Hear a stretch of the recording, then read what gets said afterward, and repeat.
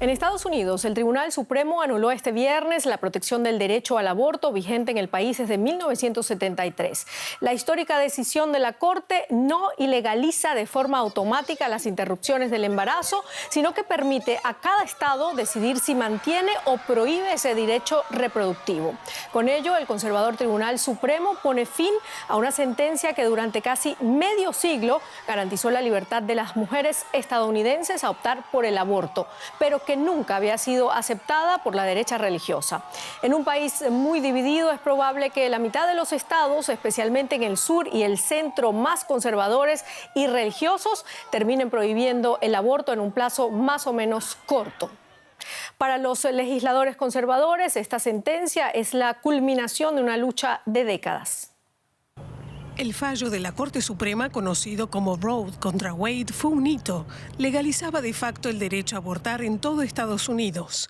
La demanda fue presentada por Jane Roe, seudónimo de Norma McCarthy, una mujer a la cual la justicia de Texas le prohibió abortar, alegando que solo lo permitía cuando la vida de la madre estaba en peligro. Abogados de derechos civiles eligieron su caso para desafiar las leyes antiabortistas. En enero de 1973, el Supremo dictaminó por 7-2 que el derecho a la intimidad de la mujer prevalecía sobre el derecho del Estado a prohibir el aborto. La decisión desató una encarnizada batalla legal marcada por la polarización. Tras el fallo, los republicanos sumaron un alegato antiabortista a su campaña para obtener el apoyo de la derecha más religiosa. Bajo la presidencia de Donald Trump, la balanza en la Corte Suprema se inclinó a favor de los republicanos. En 4 años, Trump logró designar a 3 magistrados. 6 de los 9 jueces de la Corte son ahora conservadores. Preguntados en el Senado por Roe, todos dijeron que respetarían el precedente. En mayo, un borrador filtrado sugería que el Supremo planeaba revocar la sentencia Roe. El juez Samuel Alito la calificó de terrible error desde el principio. Ahora, casi 5 décadas después, se prevé que 26 de los 50 estados prohíban o restrinjan pronto el derecho al aborto. Ello indigna a los demócratas, decididos a mantener el aborto legal, algo que, según las encuestas, respaldan el 60% de los estadounidenses. Y ampliamos ahora esta información con Pablo Pardo en Washington, Estados Unidos. Pablo, te saludamos. ¿Qué significa exactamente esta decisión para las mujeres en Estados Unidos y cómo puede cambiar al país? Bueno, depende mucho del estado en el que estén.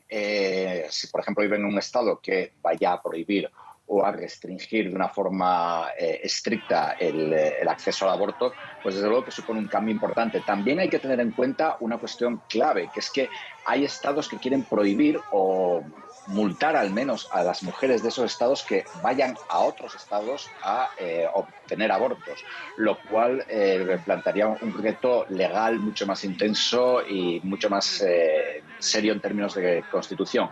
Por el momento, yo he calculado que aproximadamente 8 estados van a prohibir inmediatamente el aborto, y en esos 8 estados vive en torno al 18% de la población de Estados Unidos. Después podrían venir otros 18 hasta un total de 26. Pablo, muchos analistas aseguran que la sentencia parte literalmente al país en 2. ¿Cuán dividido ves tú a los estadounidenses en este tema? Bueno, a un nivel, digamos, en términos de calle, el aborto no es una cuestión tan importante. Aproximadamente 2 de cada 3 estadounidenses lo apoyan y 1 de cada 3 está en contra. Sin embargo, cuando miramos por partidos políticos, es una polarización brutal. Es creo que en torno al 78% de los republicanos están en contra del aborto y en torno al 74% de los demócratas están a favor. Hay una separación brutal. Por ejemplo, hay 220 miembros de la Cámara de Representantes del Partido Demócrata, de ellos 219 están a favor del aborto. Y en el caso republicano sucede exactamente lo contrario. Con lo cual, digamos que se trata de una cuestión sobre todo muy ideológica. Y ahí es donde juega mucho también la movilización para el voto. Para los republicanos es una cuestión importante que les lleva a votar. Para los demócratas, no. Muchísimas gracias por estas informaciones, Pablo Pardo, desde Washington. Gracias.